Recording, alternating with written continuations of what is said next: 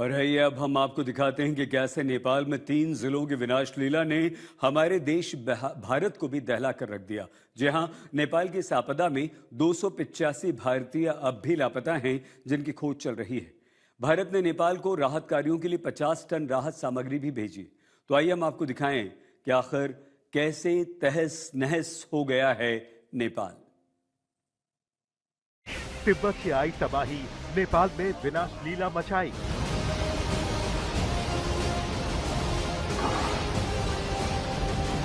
पल भर में प्रलय, घर, पुल, सड़कें, पावर प्लांट भी तबाह।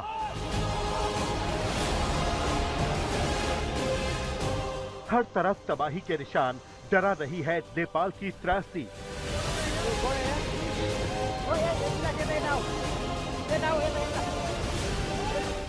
विनाशकारी बाढ़ में जिंदगी गुम, जारी है रेस्क्यू ऑपरेशन।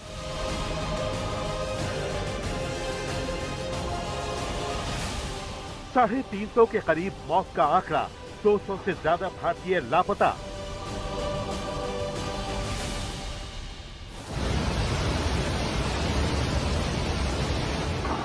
नेपाल में तिब्बत से आई विनाशकारी बाढ़ की ये तस्वीरें न सिर्फ रोंगटे खड़े कर देती हैं, बल्कि विनाश लीला की वो त्रासदी दिखाती हैं जिसमें पूरा नेपाल सिसक रहा है।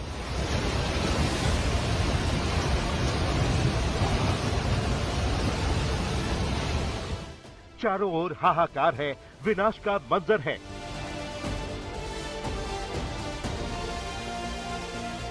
गूंज रही है चीखें, टूट रही है जीवन की डोर। काल के इस तांडव से पल भर में सब मलबा बन गया है। थम गई हैं सांसें, रुक गई है सृष्टि की चाल। विनाश लीला के आगे इंसान बेबस है।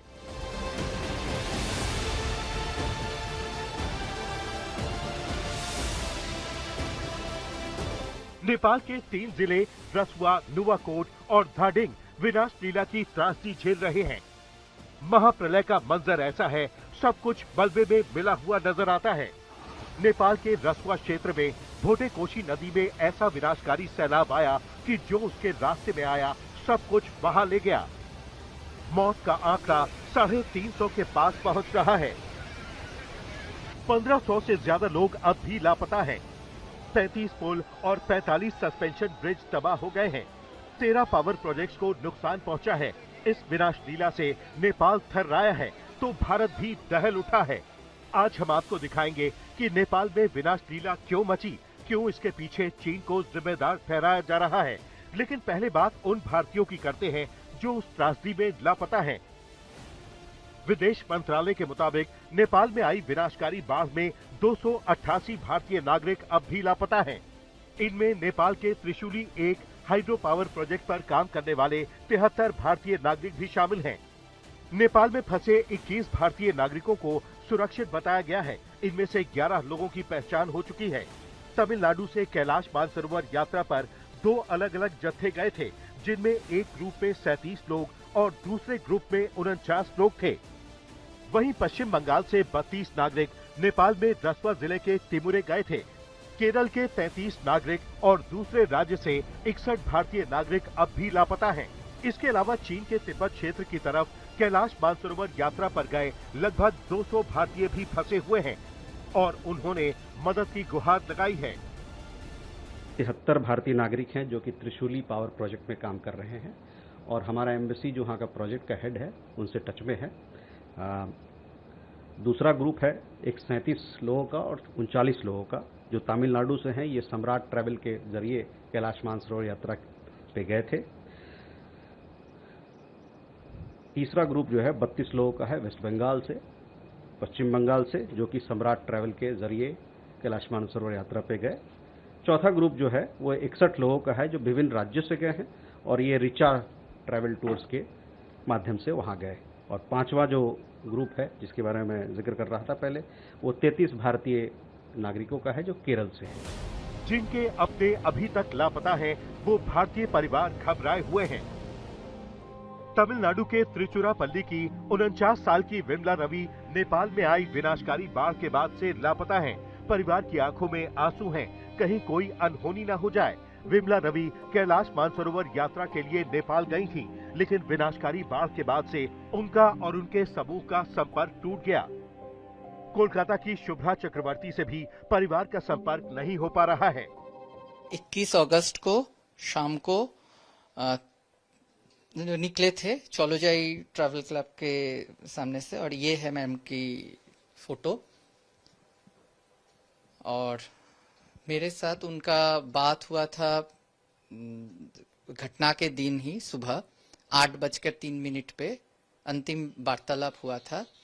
उसमें ये आया था कि उन लोग ऑलरेडी नेपाल कस्टम्स हो गया था उनका इमिग्रेशन प्रोसेस, अब चाइना का इमिग्रेशन प्रोसेस बाकी था। अब उसके बाद से उनसे कोई संबंध नहीं हो पा रहा है। पश्चिम बंगाल के डायमंड हार्बर की टीचर केया प्रमाणिक लापता हो गई हैं। वो कैलाश मानसरोवर यात्रा के सपने के साथ अपने सहयोगियों के साथ नेपाल गई थी। हैदराबाद की कांदीमल्ला सुहासिनी के परिवार का दिल भी बैठा जा रहा है। नेपाल त्रासदी के बाद से सुहासिनी भी लापता हैं। तुम संडे के दिन काठमांडू के रास्ते इधर से यहाँ से दिल्ली टू काठमांडू गए। वो संडे के दिन शाम में बात करें, मंडे के दिन शाम में बात करें, 2-3 फोटो भी जाए मंदिर को जाके, और ट्यूसडे के लास्ट 7:30 को बात करें, फिर वहाँ से कनेक्शन कट हुआ। इसी तरह से बहुत से ऐसे भारतीय परिवार हैं जिनके अपने नेपाल में आए महाप्रलय में लापता हैं। भारतीयों की तलाश में सर्च ऑपरेशन और रेस्क्यू ऑपरेशन जारी है। भारत की तरफ से नेपाल को पूरी मदद भेजी जा रही है। भारत ने नेपाल में अब तक लगभग 50 टन राहत सामग्री भेजी है। पहली खेप भारत ने 26 अगस्त को C-130J हरक्यूलिस विमान के जरिए 10 टन मानवीय सहायता और आवश्यक दवाएं नेपाल भेजी थीं, जो काठमांडू पहुंच चुकी हैं। दूसरी खेप गुरुवार को C-17 ग्लोब मास्टर विमान के जरिए नेपाल भेजी है, जिसमें लगभग 37 टन और राहत सामग्री शामिल है। इस वक्त मैं काठमांडू के त्रिभुवन इंटरनेशनल एयरपोर्ट पर हूं, जहां पर भारत की तरफ से भेजी गई राहत की दूसरी खेप पहुंच चुकी है। अब यहां पे जो है भारतीय राजदूत भी मौजूद है, जो इन राहत सामग्री को नेपाल सरकार को आधिकारिक रूप से वो हैंडओवर करेंगे। कल पहला खेप जो है 10 टन का सबसे पहले नेपाल ने जो भारत की तरफ से नेपाल में भेजा गया, नेपाल में आई त्रासदी के बाद सबसे पहले सहयोग का हाथ जो है भारत ने बढ़ाया है। प्रधानमंत्री नरेंद्र मोदी ने नेपाल के प्रधानमंत्री से बात कर हर संभव मदद का भरोसा दिया है और दोनों देशों की टीमें राहत कार्यों में समन्वय कर रही हैं। लोगों को बचाने का काम युद्ध स्तर पर चल रहा है। रेस्क्यू ऑपरेशन में नेपाली सेना को बड़ी कामयाबी भी मिली है। रसुआ के टिमुरे से 116 लोगों को सुरक्षित निकाल लिया गया है। इनमें 95 नेपाली और 21 भारतीय नागरिक शामिल हैं। यानी जिन लोगों का कल तक कोई पता नहीं था, आज वो सुरक्षित जगह पर पहुंच चुके हैं। आपको बता दें कि रसुआ के हाकू में एक हाइड्रो पावर प्रोजेक्ट की सुरंग में 7 लोग फंस गए थे। बाहर मलबा था, पानी था, रास्ते बंद थे, लेकिन सेना की टीमों ने सुरंग में पहुंचकर 7 लोगों को जिंदा बाहर निकाल लिया है। अब भी 3 दूसरी सुरंगों में फंसे लोगों को निकालने का अभियान जारी है।